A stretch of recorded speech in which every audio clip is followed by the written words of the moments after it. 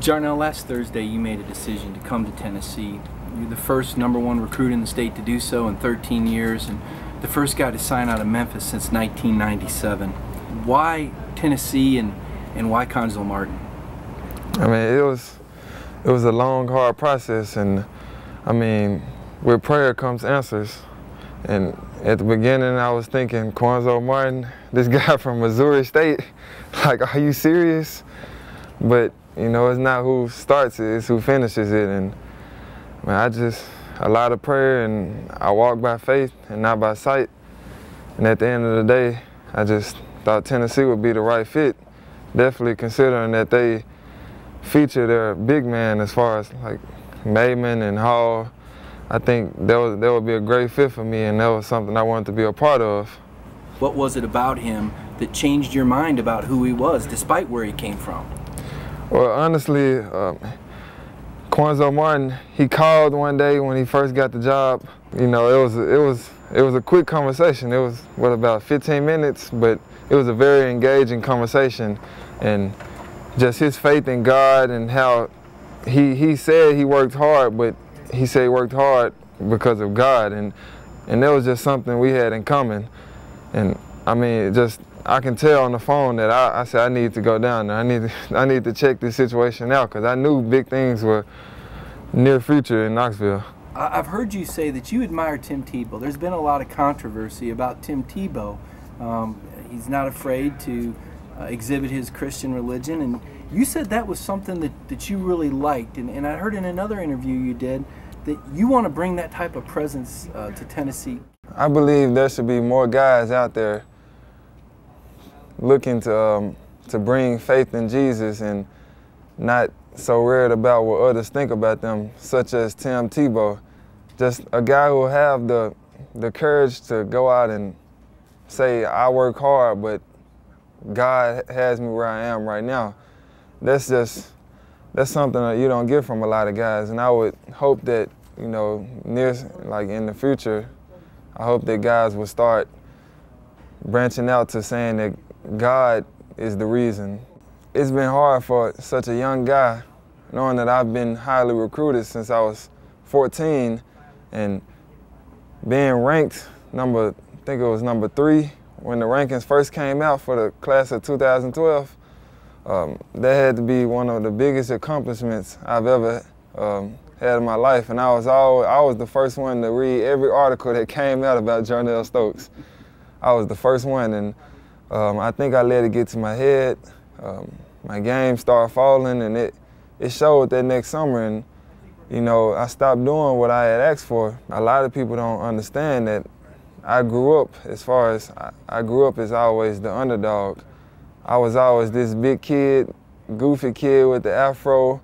You walk in the gym, like, you know, I never made friends with any of my teammates. I was always the guy who, at the end of the bench, you know, guys didn't like me because I sit here and said I was garbage.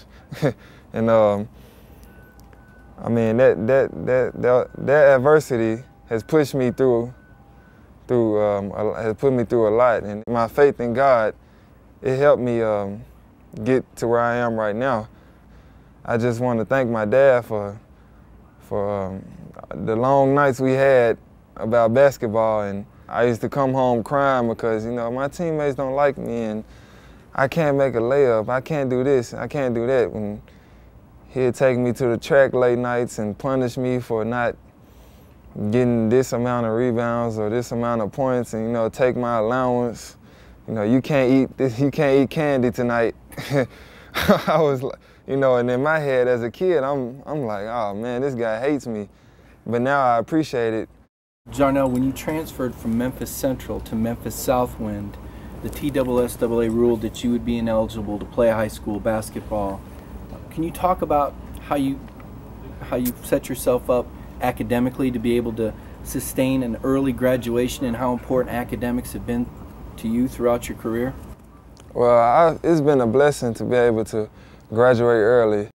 I would like to give a lot of the credit to my dad for pushing me to get in honors, because at first coming into high school, I was thinking, man, maybe I shouldn't do honors, but you know, he started me in honors, and it was up to me to finish. And I've been in honors program since the 9th all the way up to the 12th grade. And my drive to stay in honors was this great stereotype that basketball players get from a lot of people, being called dumb and just not being some of the smartest guys. And that was my drive, to try to stay in honors and do the best I can to show people that not all basketball players carry themselves that way. And then as far as being able to graduate early, how were you able to pull that off?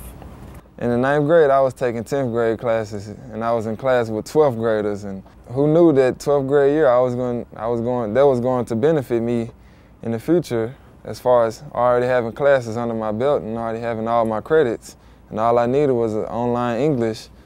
And that class was, it was crazy. It was a lot of busy work, a lot of essays, a lot of reading.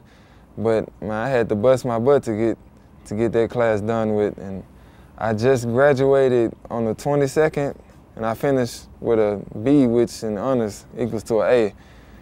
And man, I'm just glad. I feel like I got a lot of weight lifted off my shoulder, and now I'm ready for college. Now, Conzo Martin has explained to us that your transcript has gone to the NCAA clearinghouse, and once it's approved, you can start practice with the team. You'll be eligible to play in games after you're enrolled in school on January 11th. But Conzo said that it could take some time for you to get in college basketball shape. How long does it take to get the cardio where it needs to be? And are you concerned about picking up enough of the plays and fitting in with the team? Well, so you're asking a 17-year-old kid how long it'll take for him to play. And I'll say right now, but of course I got to make a grown man decision. And if I'm not ready, I'm not going to push it and play.